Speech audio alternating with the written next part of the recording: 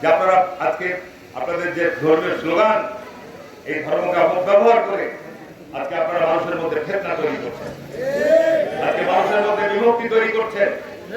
আজকে আপনারা এই ধর্মীয় অনুভূতিকে কাজে লাগিয়ে আপনারা আপনাদের ভোটের কাজ করতে চাচ্ছেন, কিন্তু আসলে কি বাস্তবে আপনারা যারা এই দলের নেতৃত্ব আছেন তাদের দ্বারা ইসলামিক আইন পাস করা সম্ভব? তাদের চরিত্র, তাদের কর্মকাণ্ড কি তার সাথে মানায়? মানায় না, যায় না। আমি পরিষ্কার চ্যালেঞ্জে বলে দিচ্ছি। আর যদি তাই হতো, আজকে আপনি ইউটিউব খুলে দেখবেন, এটা আমরা 5ই আগস্ট যেমন আমরা একটা স্বৈরাচার উৎখাত করেছি, একটা আপনার কর্তৃত্ববাদী শাসন উৎখাত করেছি, জুলুমকে উৎখাত করেছি, আল্লাহর পক্ষ থেকে ফয়সালা বলছি।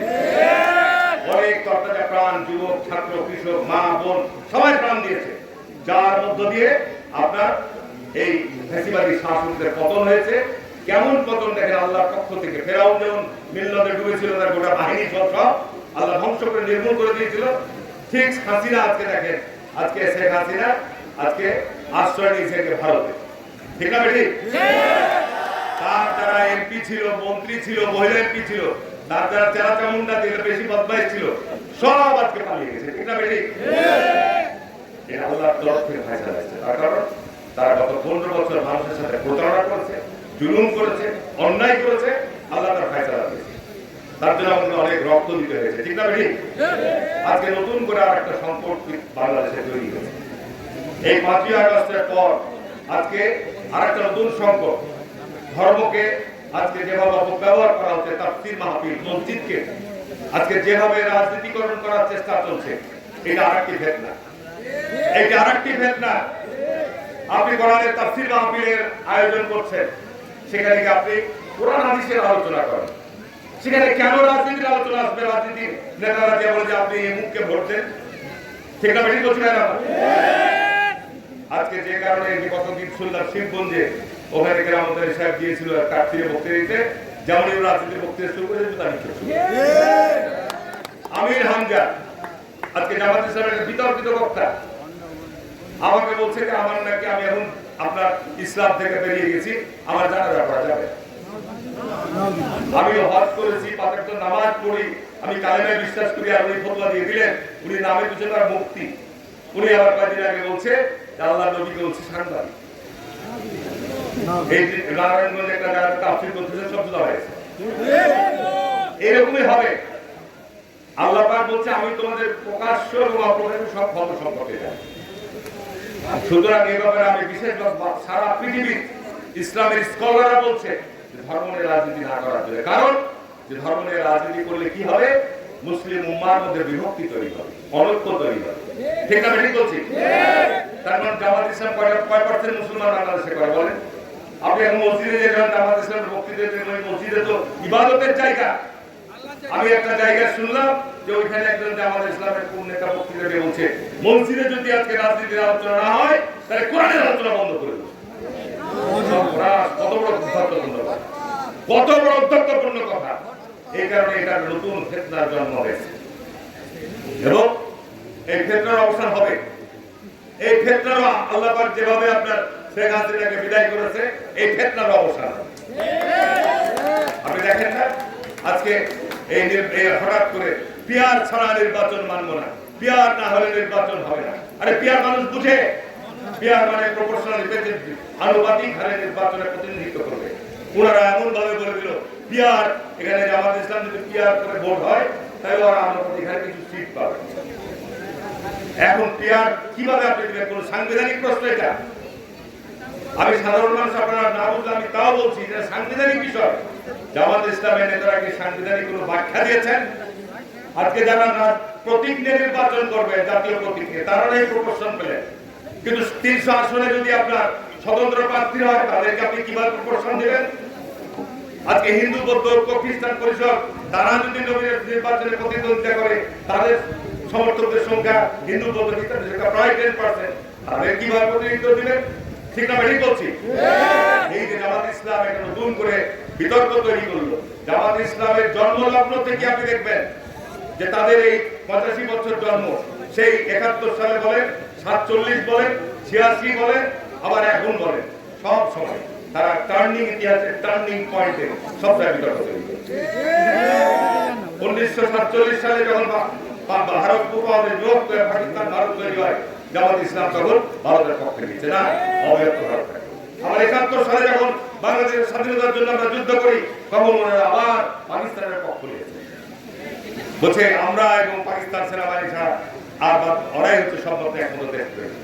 আবার 86 সালে মঞ্চে দাঁড়িয়ে ঘোষণা দিল যে এরশাদের যারা নির্বাচন যাবে তারা জাতীয় বেঈমান হবে। দেখা গেল বিএনপিকে ফেলে দিয়ে আবার হাসিনা এরশাদের সাথে আদাত করে নির্বাচনে চলে গেল।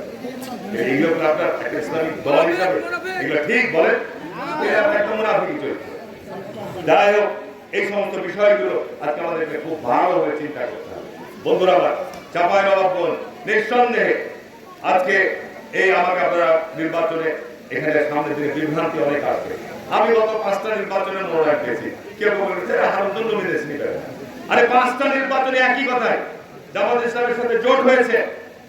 এই জোটের শেষ দিন পর্যন্ত এখনই ঢাকা থেকে খবর এলো, জামাত ইসলামের প্রচার এখনই খবর এলো হারুনের নবীদের জোটের প্রার্থীরা জামাতকে দিয়ে দিয়েছে। এই গত নির্বাচনে যতটি করেছি একই প্রচারণা চলেছে ভোটের দিন পর্যন্ত। কথাটা কি মিথ্যা না? সম্পূর্ণ গুজব এবং অপপ্রচার। আল্লাহ রাসূল এই জন্য বলছে যে তোমরা গুজব এবং অপপ্রচার থেকে সতর্ক থাকো, সাবধান থাকো, কারণ গুজব অপপ্রচার ফিতনা তৈরি করে।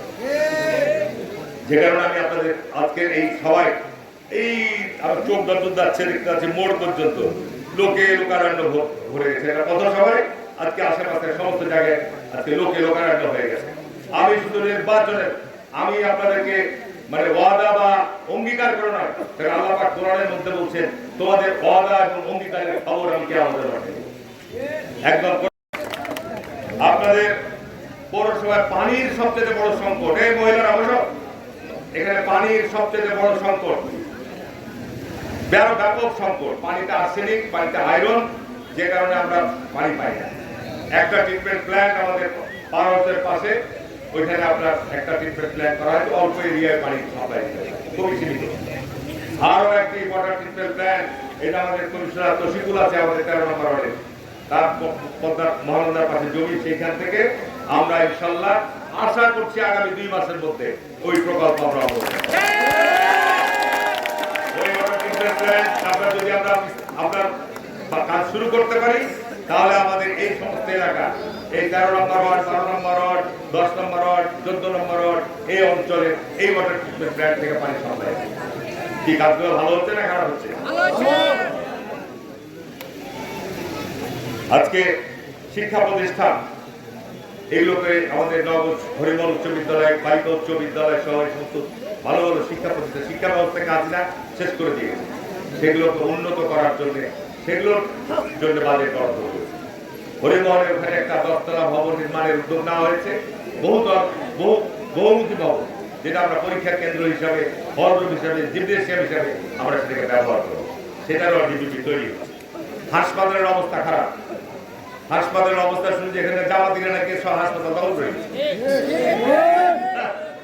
এরা আল্লাহর আইন চালু করবে। আজকে দুঃখ লাগে, কষ্ট লাগে। আজকে যারা জামাত ইসলামের নেতৃত্ব দিচ্ছেন তারা কত বড় আলেম, তারা কত বড় বুজুর্গ করে, তাহলেই আমরা রাজপথ থেকে বিদায় নেব এই আশাবাদ ব্যক্ত।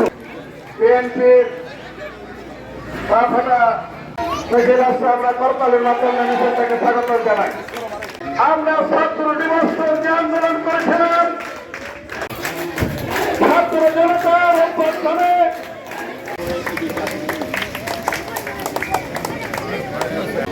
এখানে অনেক বক্তা আছে, আসলে বেশি আসসালামু আলাইকুম।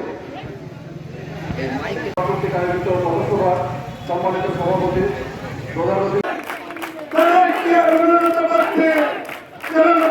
দায়িত্ব পালন করেছেন, কিন্তু না আছে যেখানে যারা থানায়, পুলিশে, প্রশাসনে যারা থাকবেন, দুর্নীতির বাইরে থাকবেন। যদি থাকতে চান